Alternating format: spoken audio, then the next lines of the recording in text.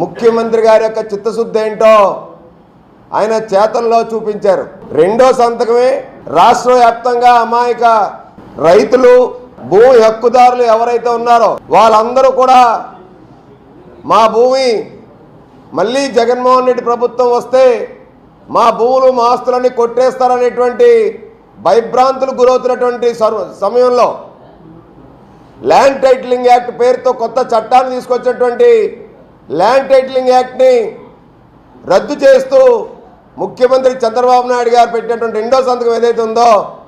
రాష్ట్ర వ్యాప్తంగా ఏదైతే ఎన్నికల హామీలో ఇచ్చినటువంటి రాష్ట్ర ప్రజలు భయభ్రాంతులకు గురైనటువంటి ల్యాండ్ టైటిలింగ్ చట్టాన్ని రద్దు చేస్తూ పెట్టినటువంటి సంతకం రాష్ట్ర ప్రజల్లో హర్షధ్వానాలు,